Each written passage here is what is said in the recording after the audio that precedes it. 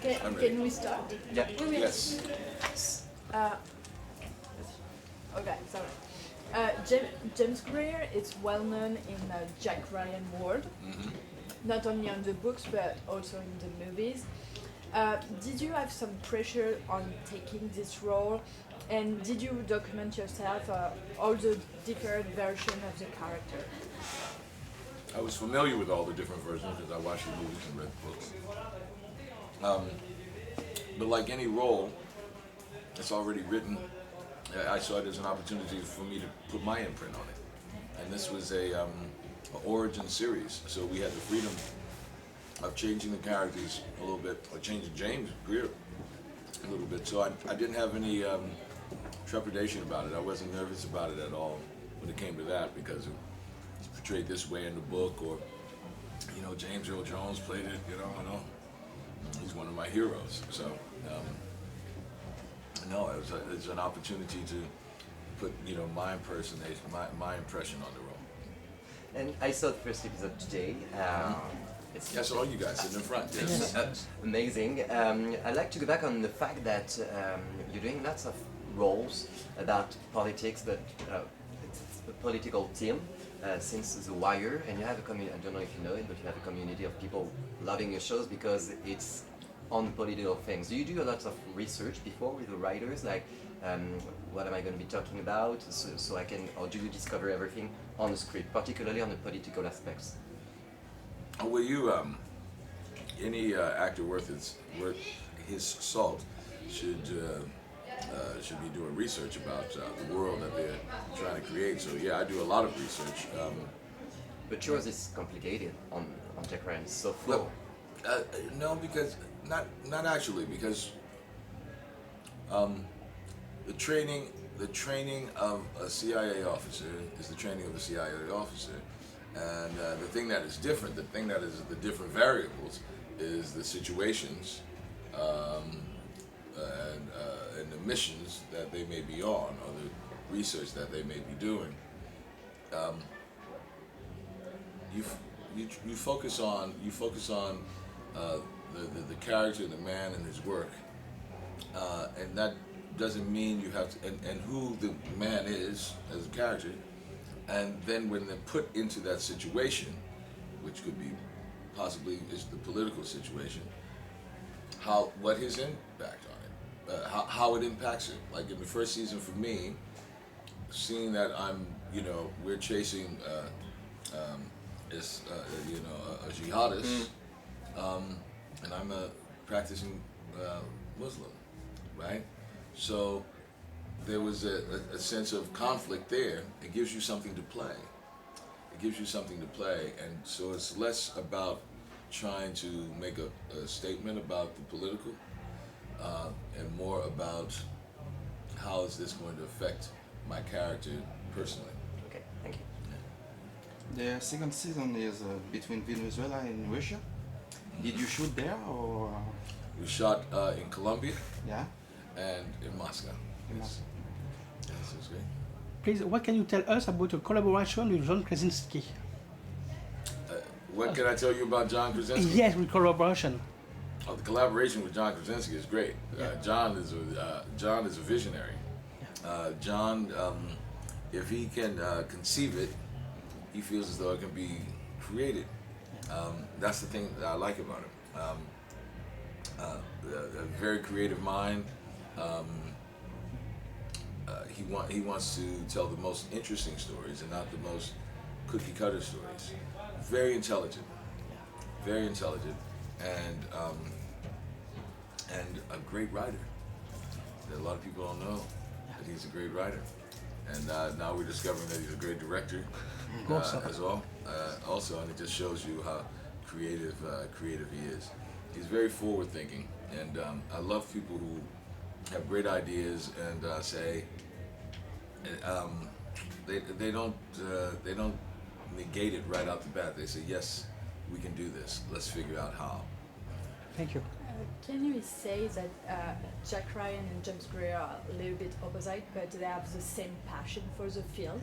Do you have this, and you as an actor, do you have this passion to be on the field? also.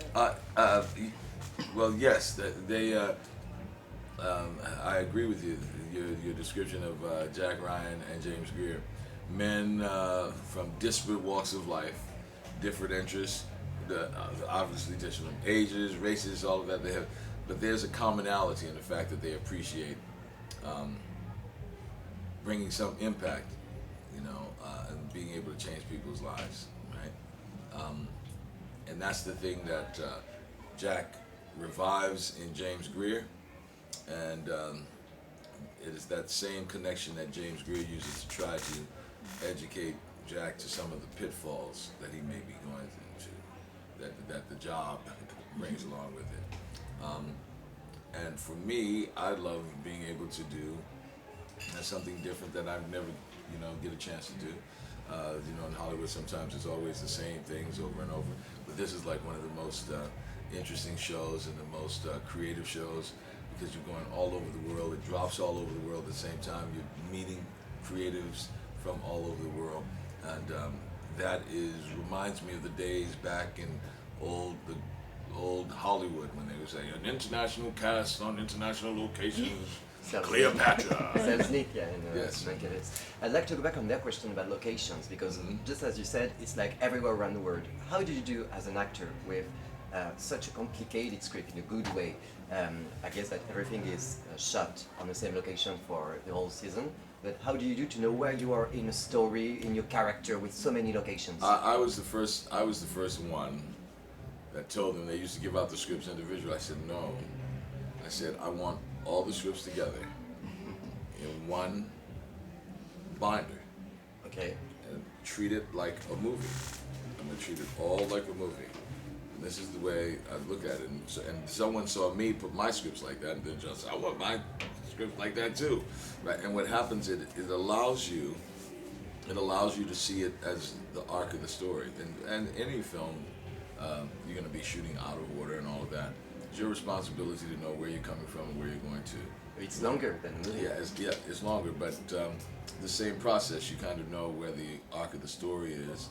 You know, where it begins and where it ends, and you have to keep track of where you are in that story to make sure that you remember. This leads into this next part, and I'm coming from here, so I have to remember where I'm coming from and where I'm going to make sure that there's continuity in it.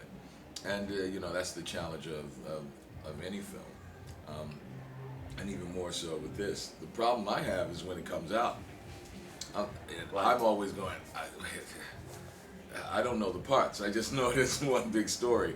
So I go, like when this happens, and they go, what do you mean? What? That's gonna happen? I'm like, it wasn't on last night, or when you watched it, you didn't binge that part yet. And so.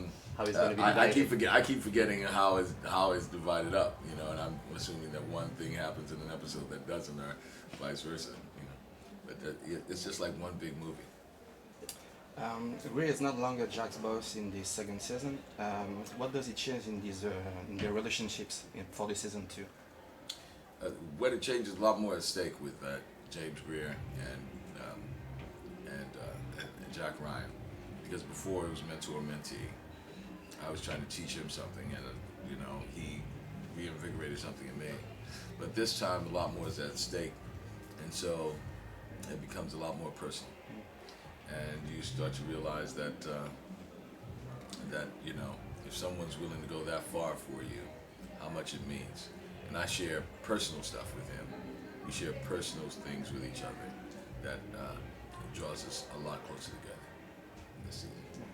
Which was the most difficult thing that you have to do on the season 2? Most difficult thing? Yes. I would say that hill. It really was a steep hill, and it was a great shot, because from a long distance you see us at night, and you see us coming down in the gunfire, and you come down, and then you realize, oh no, we have to trek back up. But there's no ski lift here, So, it was back up the mountain. Shooting at night in the jungle, and the heat.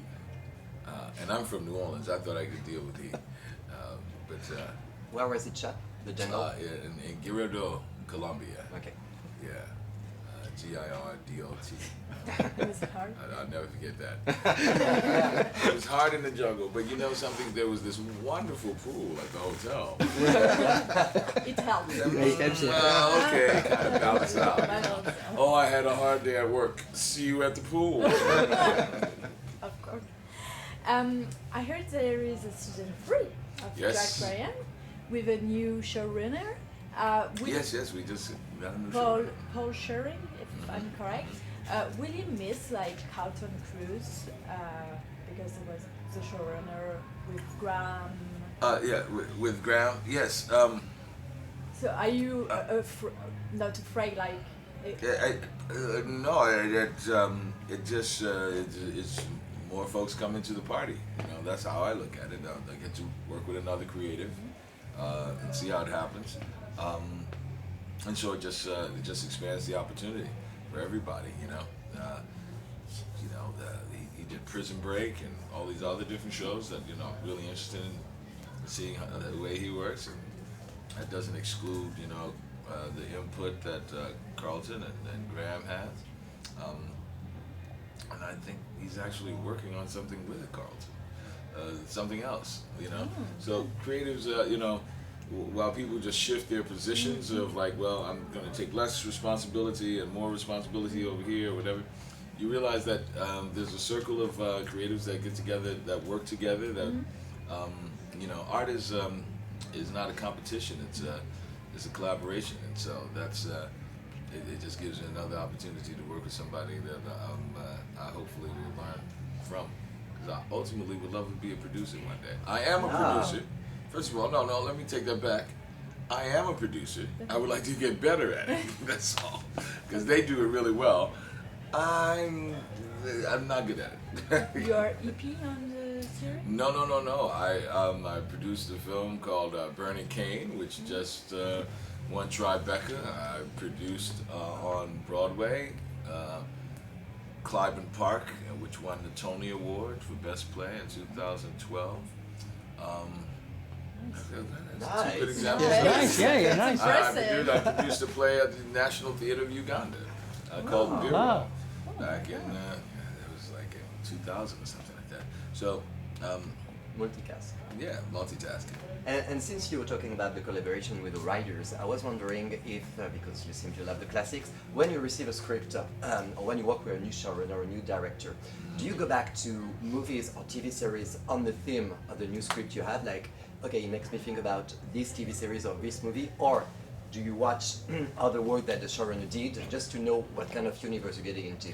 I'd like to, when I work with a particular director, I like to see their work. Okay. I'll go back and look at their work and go, oh, okay, that's how they work.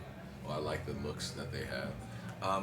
I'll think of, sometimes there'll be moments in movies that I like, and I will even suggest it or whatever. When I first did this, I was thinking of The Conversation. Have you ever seen that movie? Yeah. Great movie. For the season 1 or season 2 of Jack Ryan? Just as we were starting Jack Ryan, I remember thinking like, oh, I'd love to, try to, whatever I do, bring that quality to it. And you think about, different things that you want to do. I wanted to have a little bit more gravitas and be a little more still and direct. So you watch them? And Again? I watched The Conversation again. And then actually, I was thinking of the guy who I actually met at the CIA. Okay. Who, do research that way. I just noticed how he came in the room and he clocked. He's a student of human behavior, and he came into a conference room, and he didn't say much. Just clocked it on. After we had the meeting, I was introduced to him, and I was able to walk and talk with him and get to know him and start to pick his brain. And he went through the entire room. He said, I walked in, I know that was your producer. He was not the main producer because he was doing all the talking. The guy to the left of him was, he's your showrunner right now. I mean, he just went down, and I said, wow. And he said, that's what I'm supposed to do. That's a part of being an officer. And I said, wow. He said, you're a student of human behavior. Wow. And that helped me as an actor. Yeah. How? did that help you as an I actor? guess that's what an actor is, a student of human behavior. So, you know, in this, in the first episode, how to be able to walk across a bridge and just happen to look and see a couple and go, that's not right. You know, something's weird about that relationship because they were intimate, but they weren't being intimate. They were kind of just standing there holding each other. And you're like, if they were intimate, they would be kissing or they would be talking to each other. Two people just holding each other and not looking at the sights or anything. That's weird. And that's why I said I want that clock. I clock them right there. Ah, so interesting. Thank you very much. Thank you so much.